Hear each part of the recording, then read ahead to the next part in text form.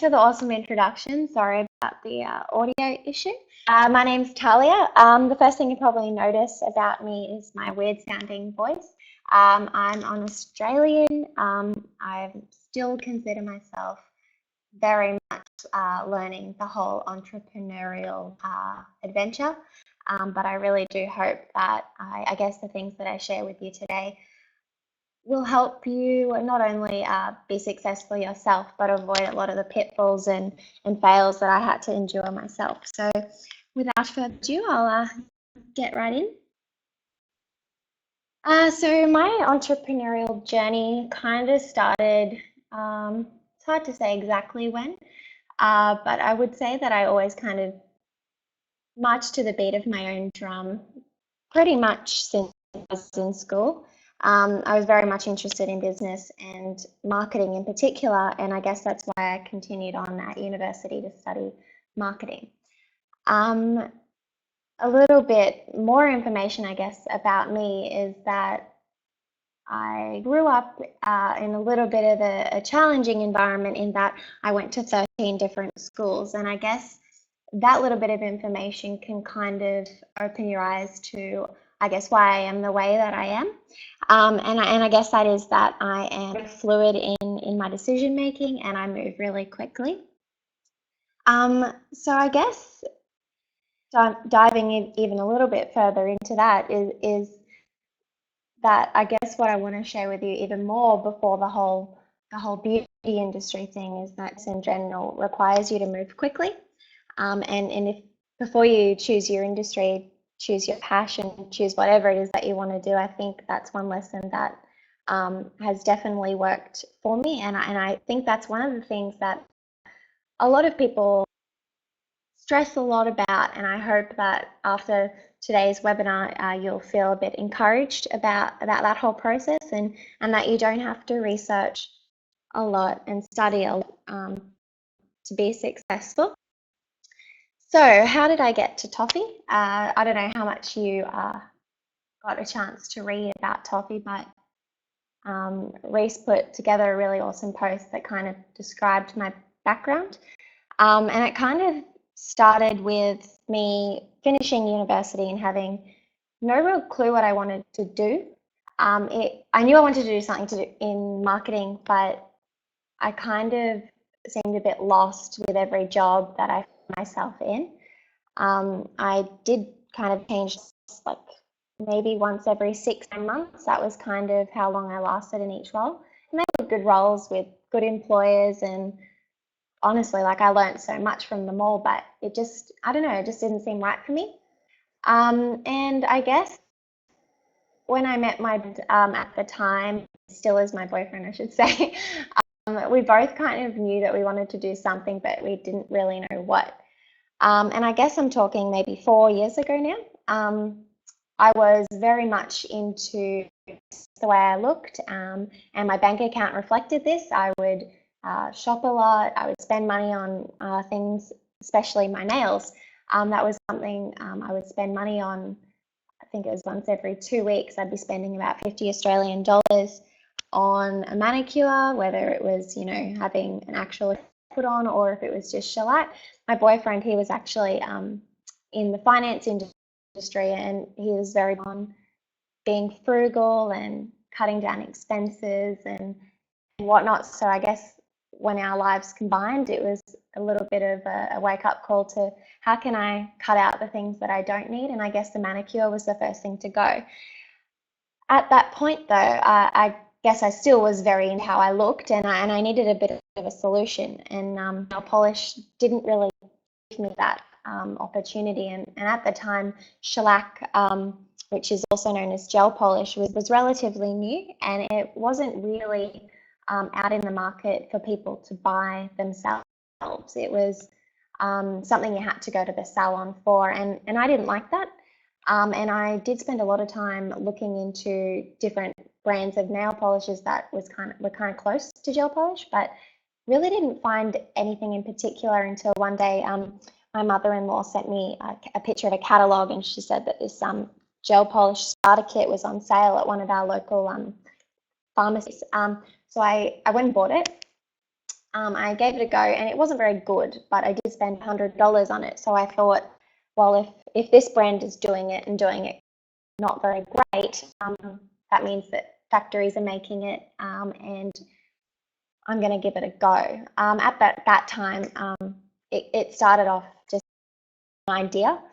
I started researching pretty quickly. I looked on, the traditional sites like Alibaba, and those kind of, I think there's a few others, I forget what they're called, but just to have a look at pricing. And the big thing that I noticed really quickly was how affordable it was to buy, just hypothetically, one bottle of gel polish in comparison to what the local pharmacy was selling it for, and then in turn what I was paying.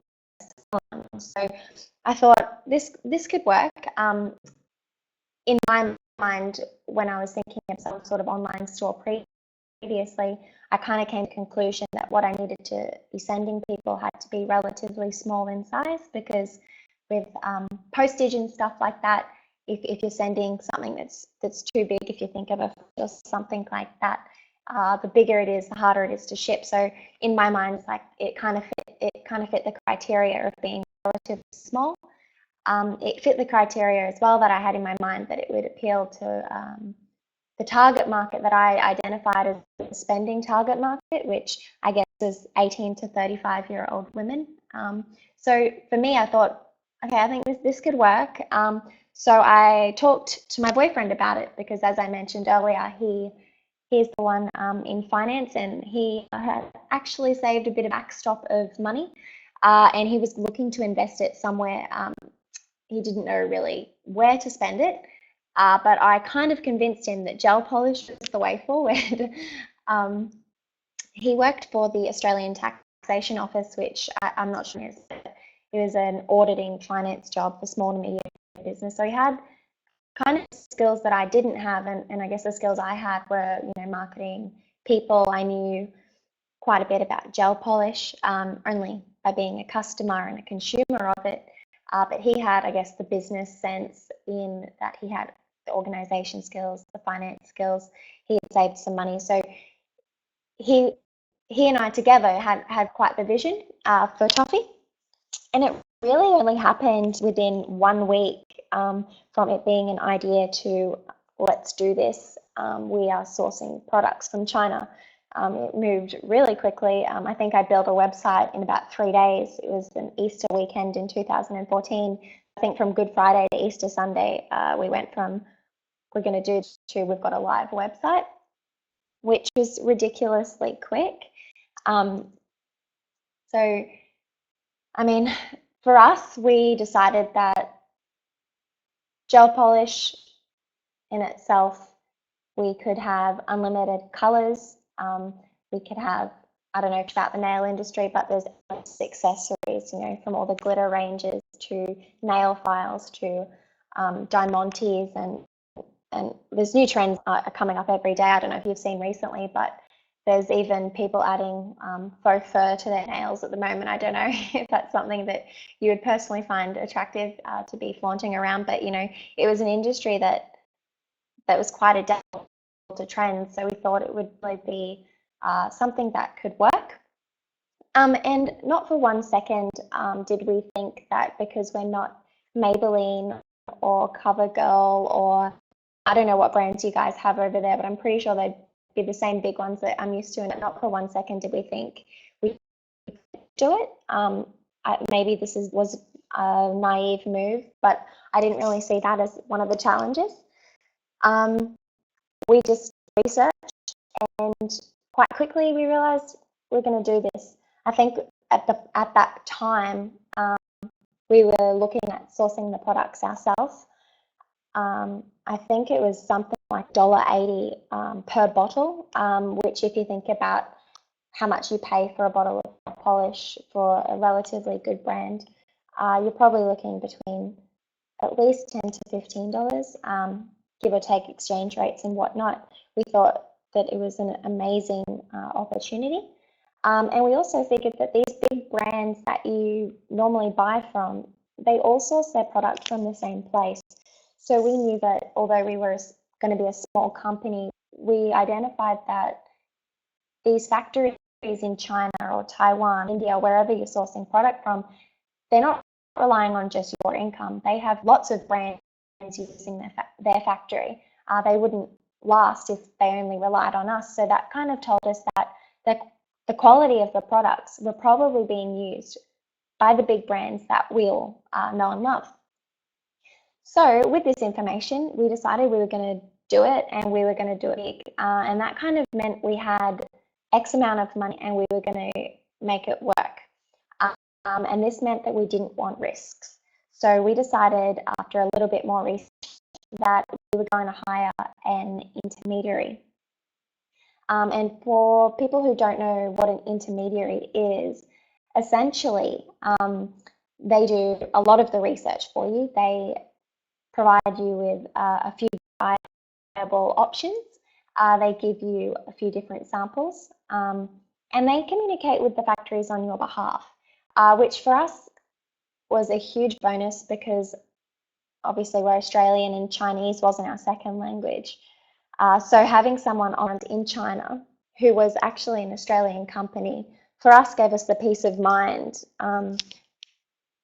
to move forward even quicker than we would if we were solo. And I'll quickly mention now that Reese and I put together a really cool guide that you'll get after the webinar that'll go through a little bit in more detail what an intermediary can do for you.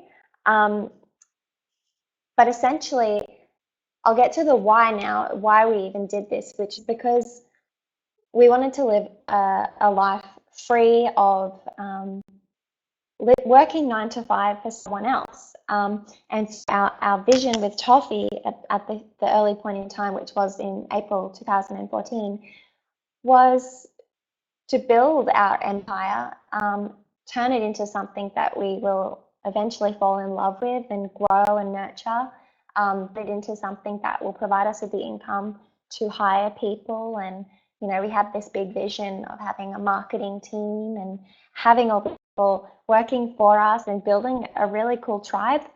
And yeah, we were really motivated by this, and we in turn wanted it to kind of sustain our life. And we had a really good crack at that.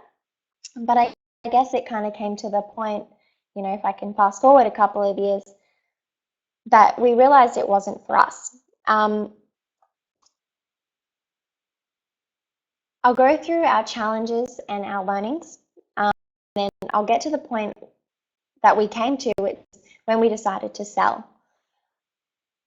So in the beginning, I've kind of already mentioned on it, but how we actually went about it was we researched for our intermediary. We found our intermediary. It was an Australian company, and they were awesome. We initiated a contract with them pretty quick. Again, I can't exactly remember timelines, but I honestly think it would have gone on for no longer than a week before we got them working for us. I think they had samples from a few different factories to me within another week, and I was painting my nails, my sister's nails, everyone's nails that I could kind of get a hold on, much to my friends. They loved it actually, but I came to a quick conclusion, which was the best product there. We picked colors, and I think that was probably the funnest part of the whole journey. I remember getting like a color swatch, I guess you could call it, like 200 colors. It was pretty fun, but I mean, I think there was like 20 different reds, and to me they all looked the same, so it was really difficult to pick the winners. But we did 32 colors. Actually, I think it was 31, and then we had a top coat and a base coat. And so once we picked all of those colors, we had to name all of those colors, and we also had to design the branding for the business and for the actual bottles themselves. We got to pick the type of bottle that they came in. I mean, there wasn't too many options. I think we only got to choose out of 3 or 4 different bottle designs. But from the bottle designs, we could choose the labels. And it was kind of this really cool adventure in that it was just one thing after the other, and it was really exciting. And, you know, yeah, like I was saying, it was just like this massive time of motivation, and we were just so excited about it all. And I guess if I go to our challenges and our just real quick, I think the nature of our fast movingness, not that kind of led us to a lot of our challenges later on, because we probably didn't assess things as clearly or as open-minded as we maybe should have. And that kind of, for my other businesses later on, was a massive learning. I'll go into more specifically what they are now. One of our major challenges was money. And I think that's kind of a given with any small business. In saying that, we did have quite a bit of money to put into it. We had about $40,000. And for myself, I was 22 when this whole thing started. So for my boyfriend and I, $40,000 was like, holy crap, we're doing this. This is, we could have bought a house. That kind of puts it into perspective for people with how much, vision we had for this company. So we had $40,000 and we spent, I can't exactly remember, I think it would have been about $30,000 on product. And this included the 33 colors or 31 colors plus the top coat and base coat. We also had to get, because it's gel polish, I don't know how much you know about it, but you actually have to cure it with an LED lamp. So we had to actually have lamps as well. We also have, well, we didn't have to have, but when we were selling starter kits, it made sense. We needed nail files. And we also had orange stick, which kind of just helps clean things up when you're applying your own manicure. And a few other little things that you need when you're having a beauty product, like packaging, stickers and business cards and marketing brochures, and just the website itself. Everything costed quite a lot. So we did all of that, and we got all of our product in, had everything we did, and we kind of looked at our bank account and was like, okay, we have X amount left. What are we going to do with this? At this point, Cody, my boyfriend, he had quit his full-time job, the government. We, like I said, were in this all or nothing kind of mode. I was still working full-time at a digital marketing agency that I was a part of, mainly because what I did was benefiting our business as well. So while Cody was grinding out at the Australian Taxation Office, he wasn't really learning much about running our business, whereas where I was working, I was kind of learning new things that was really beneficial to Toffee. So we figured that if anyone was going to stop work, it was going to be Cody, and I was going to continue learning digital agency job. Anyway, so Cody was on it full time, and we had a lot of products, and we launched, and we were live, and it was awesome. But we got to a point where we realized, okay, we have money left. We have to still survive financially because Cody's not at work anymore, so we don't have his income coming in. So we really need to pull back on the expenses, and that actually meant we really hit our business. And what I mean by that is, if I was to do it again, for example, I would have spent half the amount of money on products and half the amount of money on marketing. I'm saying this because when we got to the point where we had all the stuff, we didn't have the budget left to market our product. And I think that was our biggest challenge, and our biggest learning was that marketing doesn't just happen. And for me, I should have known this, being in marketing, that you need money, you need to spend money to make money. So I guess for us, if we had realized this a lot quicker and weren't just so excited about ordering 31 colors and whatnot, we would have been able to go a lot further with it all. This takes me to our next challenge, and it kind of goes hand in hand with the excitedness of starting a business, and that was when we were choosing what our colors, choosing our labels, choosing our bottles, choosing our marketing brochures, choosing all of that stuff. You kind of overlook some of the important things that you should be paying attention to. And in our case, what we actually overlooked was quite detrimental a little bit later on, and that was the fact that we ordered 3,000 bottles of nail polish with the incorrect label. And what I mean by that, we ordered 10 milliliter bottles of gel polish. So the actual milliliters in each bottle was supposed to be milliliters. And so our labels had 10 milliliters on it.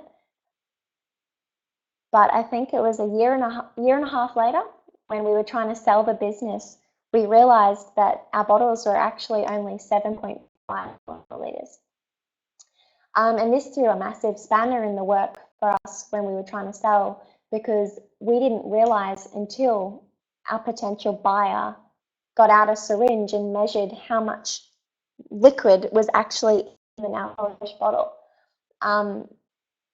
This oversight on both of our behalf, it was a big one in that we couldn't actually now sell the business with the gel polish, because technically, you know, all our labels were stuck on the gel polish bottles, like any nail polish bottle that you would buy. So I guess, long story short, we figured it out and what we were going to do.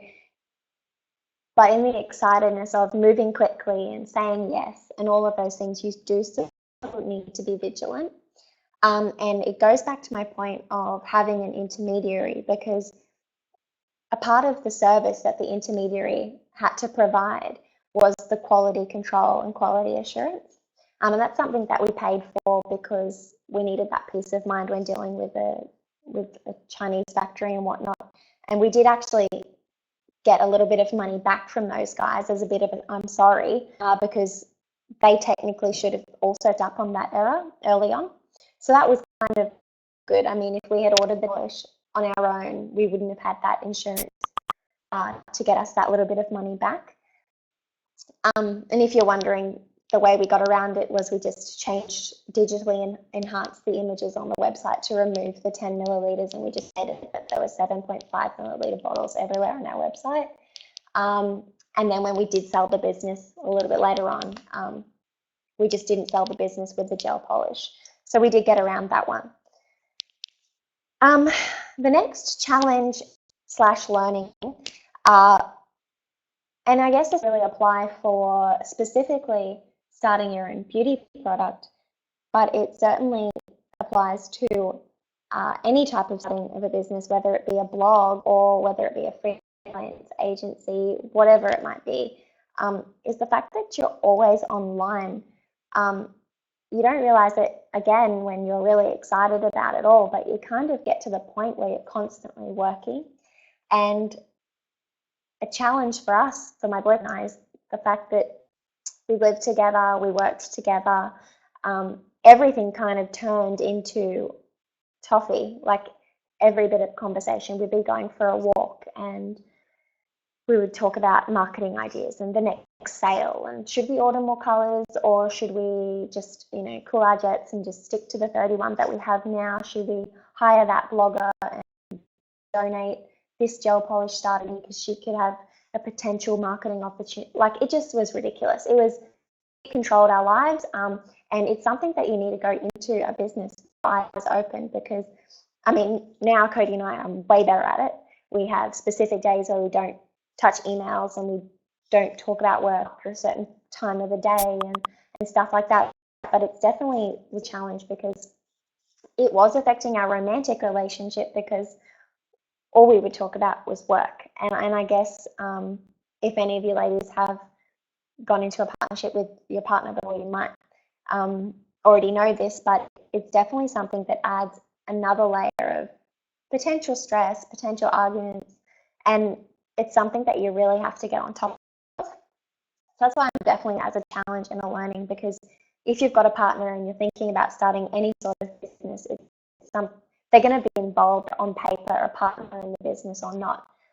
And if they are on paper your partner in the business, you're going to have conflicting views, and working out how to manage both of your opinions and both of your wants and needs offline and online when it comes to the business. You just kind of need to have some off time and some away time, but that's up to you to kind of figure it out, I guess. The other challenge I would say with coffee for us was that, like I mentioned before, you need to apply it, you need the LED lamp, and you need the top coat, and you need base coat and you need a colour. So you can understand the process here, which means people have to buy more than one product. And this also worked in turn for products that we wanted to give away. You're probably really familiar with how bloggers work. If they've got massive Instagram following, you donate products to them, and then they'll do a write-up, or they'll just take a photo using it, or whatever it is. But for us, it was quite an expensive exercise because we knew this was a way for business to kind of scale and grow a following and whatnot. For giving away, if we just had regular nail polish, it would have been really easy. Like we could have sent like five polishes to each blogger, and it would have only cost us, $10, whatever it might be. But for us, every time we had to donate a product to a blogger, it actually cost us almost $100, and that's because the lamps are quite large. We have to pay for the shipping and the fact that not only are you giving away, also sell it. So for us, a learning here would be that if you're finding a beauty product, find something that's small and easy to send, like I said before. Secondly, you have to keep that cost for you down. So for us, a nail polish was costing us almost $2 by the time it was labelled and packaged and whatnot. But to send it to someone, it meant that we were losing out on $10 markup. But the real problem came when we had to try and give away the lamps, because they couldn't use the nail polish without the lamps. Lamps cost us about $40 each, and we could only sell them for about $80. They were a big cost when you were sending all of that stuff away for free. So that's something to keep in mind, and it kind of goes back to dedicating budget marketing, because you often overlook the fact that giving away product is a cost, because once you've got the product, you don't see giving it away as a cost, but it certainly is. We learned so much with Toffee. I think there's so many more things I could kind of go into. I want to kind of fast forward now to when we knew it was time to sell, and that was about a year and a half in. We were making a little bit of money. By the time we decided it was time to sell, I had also quit my full-time job. I was freelancing. Like I said earlier, my background is in marketing, so I've kind of got a few skills that I can freelance off. So that's kind of what I was doing to bring in money, and it started with copywriting, a bit of media work, and I had some really good networks by this stage, so I could get a little bit from that while also focusing on marketing. But it came where we weren't growing. Like it got to a point where we were about, because we're both now working full time, there was a lot more pressure on actually getting money in, not just to cover our costs, but to live off and whatnot. So we kind of got to that point. We also really kind of decided that we wanted to travel. And this kind of stems from, we kind of had done a little bit of traveling beforehand, but we've kind of got to a point in our lives where we were like, well, if we're going to travel now, we've got to, there's marriage and there's kids, not that we don't have kids, but, we're thinking about our timelines, and we're like, oh, if we don't kind of do this now, will we ever do it? And we kind of put it up there with one of the most important things that we had to achieve before a certain point. So we kind of thought, all right, well, if like Toffee's doing okay, like making quite a few sales, people loved our product. Like we had a real awesome following. Like the people who did buy it from us, I think we had, I can't remember the statistics to be honest, but I think it was around 70% were repeat buyers. And because you have so many colors, I mean, most people ended up with most colors, which was really cool. But we kind of got to a point where we were like, okay, well, we're making money, but we don't have enough money to hire someone to manage this. So if we were to go overseas, what would we actually do? So if there's someone, we would need X amount of money and they would do these kind of jobs and we'd have to give them all about, but what if that one person was sick? what if that one person quit? What if, there was all these things that we had to think about, and just hiring one person wasn't going to be tangible. We would kind of realistically have to hire 2 people, so that if that one person was sick or quit, we had a backup. And we kind of just thought, A, that's getting really frigging complicated, and B, like, just the logistics of it all. Like, do we really want this in our life? Like, I don't know if I love toffee enough to be this stressed out about it. Our option was actually to put it into a fulfillment center. And that's what really big brands do. I don't know if you know what that is, but it's essentially just a big shipping warehouse where you send all of your product to. Basically, when an order comes in on your website, they package it up. The problem was for us is that all of our orders were so different that it meant that the shipping warehouse would have to have quite a few processes involved. And because a lot of people, when they bought from us, they weren't just buying one product, they were generally buying 3, 4, 5 products. So the logistics end in all these shipping warehouses that we were kind of speaking with, we're paying, I think it was 50 cents or $1 for every product they had to pack, plus an admin fee, plus a shipping fee, plus all these fees. And it got to a point where we're like, well, we would actually make no money if we gave all our products to the shipping warehouse. So our last option, and the option we ended up going with, was selling the business. It was quite heartbreaking to kind of come to that decision, but at the same time we knew that that was the right thing to do. And we had also actually finished reading, Cody's sister had just written a book about traveling and just doing it and whatnot, and it kind of motivated us to just be like, we're young, let's not that if you're thinking about starting a beauty business, you're probably not thinking about selling it, but just a learning from that whole process. And I'm happy to answer specific questions on that later offline. But that process took almost as long as our running of the business. It took 9 months. We had so many different offers, so many people pull out, so many people like ask questions and want to meet, and it was this whole this epic journey itself. And I think a lot of people kind of found it interesting that we were selling the business, because I think a lot of people get to a point with a business where they're giving up on it and they just let it die. And that's not really an option, because I mean you have something, you have a brand, even if you don't have product, you have something that's worth something. And even if you don't think it's worth much, it is worth something to someone. And that process in itself was just immensely like just a massive learning curve. I can't explain enough how much we learned from trying to sell the business. But like I said, it actually pointed out our biggest challenge for the entire thing, which was our wrong labels. So yeah, it was pretty epic.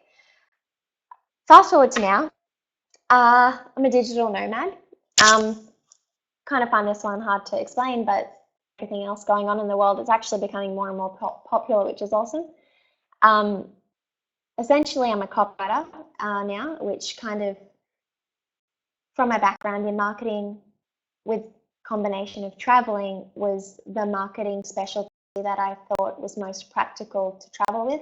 I literally just need my laptop and a few connections, my LinkedIn profile to get me some work, and away we go. I guess for us, this seemed like a much more simple pursuit of success, just because with what we want to do and where we're at in life,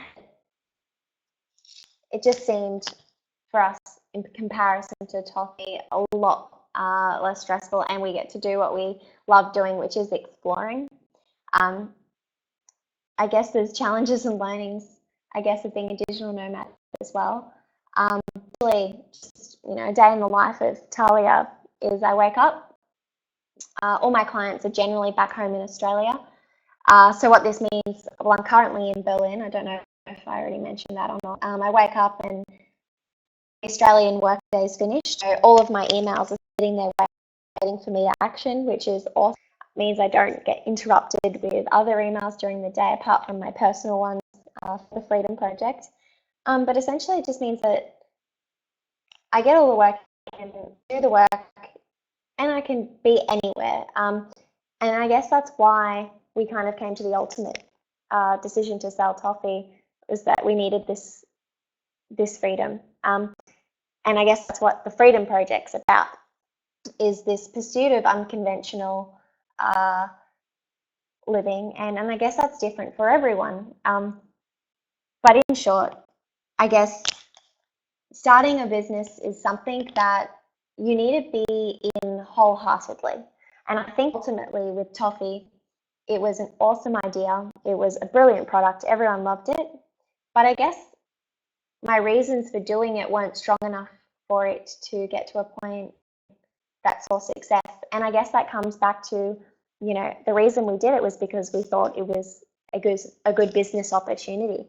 I wasn't necessarily passionate about nail polish or gel polish or even the beauty industry. I mean, I liked to look good, and I think that's most people, but that doesn't mean that I was passionate about actually, like I didn't have to, that sounds a bit ridiculous, but we were doing video blogs and video tutorials, and I could barely paint my own nails. And when I had to go on video and try and show people how to do these nail techniques, like I would stress about it. And I ended up getting to a point where I kind of resented marketing it. And I think it comes back to the fact that I wasn't passionate about it.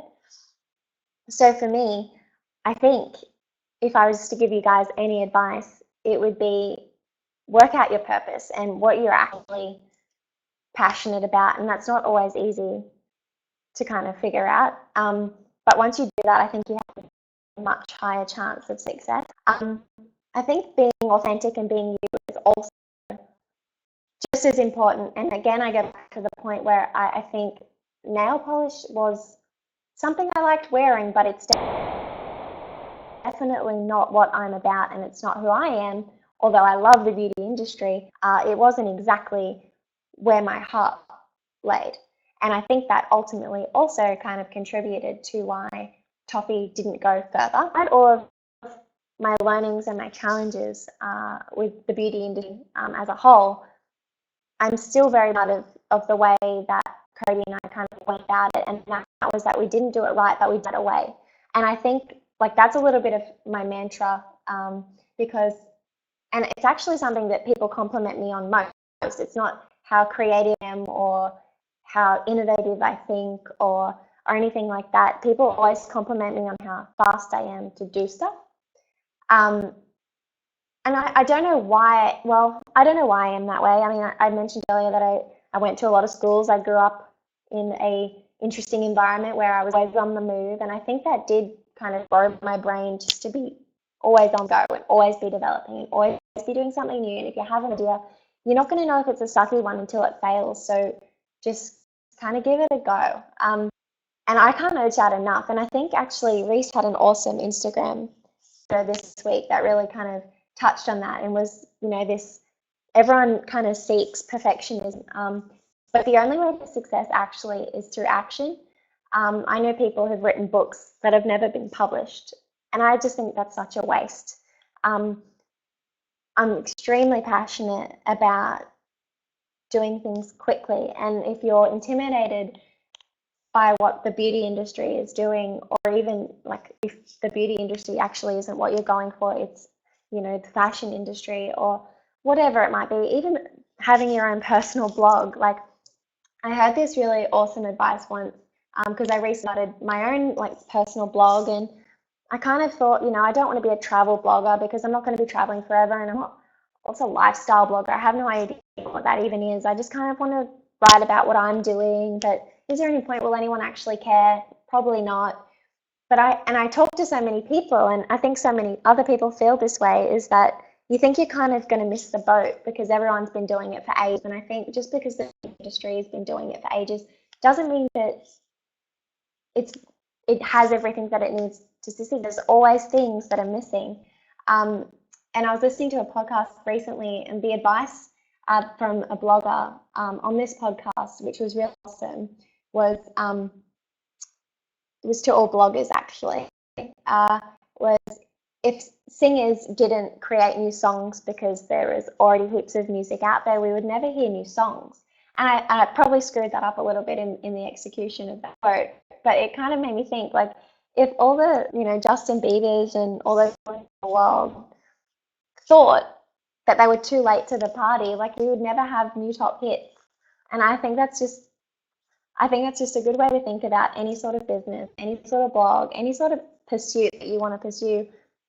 Don't worry about other people doing it before you, because you can learn from their mistakes, and there's always room for more businesses. So yeah, I think that's kind of all I've got. If anyone's got any questions, I'm more than happy to answer them. I've probably missed heaps. But yeah, I'm really, really happy to share with you all. If you have any questions you want to ask.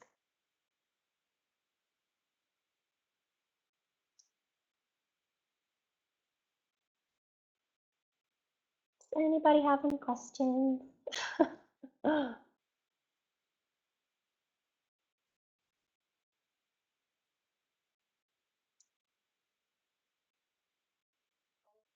Oh, really?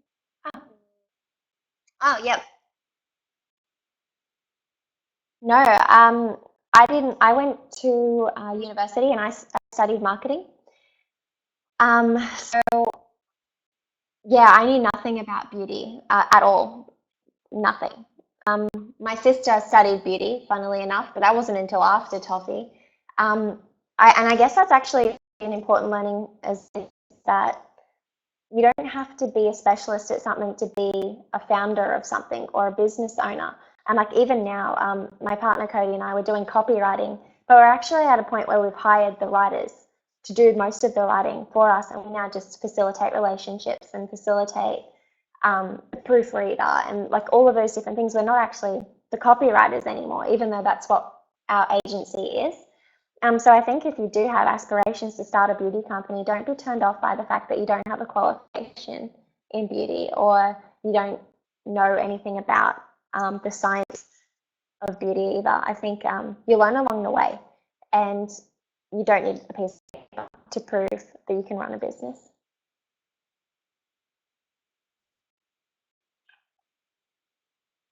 Yeah, so Lauren's just asked where I kept all our product. Yeah, it's actually an interesting answer to that one. We did keep all of the product at our house. I did have some at my parents' because for insurance purposes, you split up the stock. It's considered a little less risky. I don't know, like that's in Australia anyway. So if my house burnt down, we had a bit of a buffer somewhere else, for instance, worst case scenario. Um, but when we decided to go traveling and to sell the product, we actually are sitting, and this meant that we actually left all of the product at my parents, and we were kind of keeping just a small percentage of stock on us at all times. I mean, if you think about nail polish, it's really small, so even with thousands of bottles, it was, I think, like a bookshelf filled it. So yeah, it was pretty easy to kind of keep track of.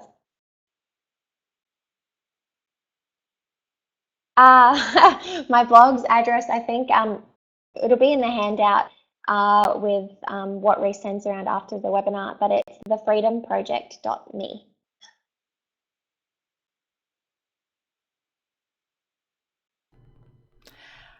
Tahlia, that was so awesome. Thank you so much for taking the time to chat with us today about how you launched your beauty brand and how you transitioned from your first entrepreneurial venture onto the one that you're on now that allows you to travel the world. I think that the information that you covered was absolutely amazing. I think everyone who was here can agree. All the questions were lovely.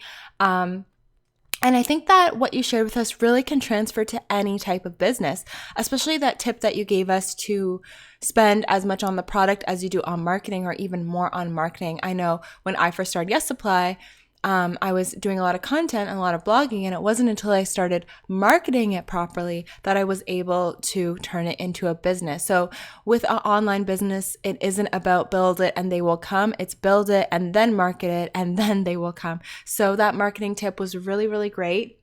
I loved how you talked about working on your passion at Yes Supply. It's really important for us to begin finding our passion before we start on our next entrepreneurial venture. And I think that really helps you avoid burnout, because you're waking up excited to work on the thing that is your new career every single day. So that was a wonderful tip. And most importantly, your tip for don't stop just because there's competition out there. I think that can relate to somebody starting any type of business, not necessarily a beauty brand. I know a lot of people see others who are doing the thing that they want to do, and they're worried because the other person has maybe more experience or more followers or whatever it is, that they won't be successful too. But the thing is, if you have competition, that means there's already a market for it. There's already people that are willing to buy that product or pay for that product. So it's important for you to go out there and do it because there is a proven market for it. So thank you so much, Tahlia, for spending the hour with us. Really great tips. And for everyone who is listening in, you can get in touch with Tahlia at her website, thefreedomproject.me, or find her on Instagram at _freedom_project. Thank you so much, Tahlia, and we wish you a wonderful day. Bye, guys.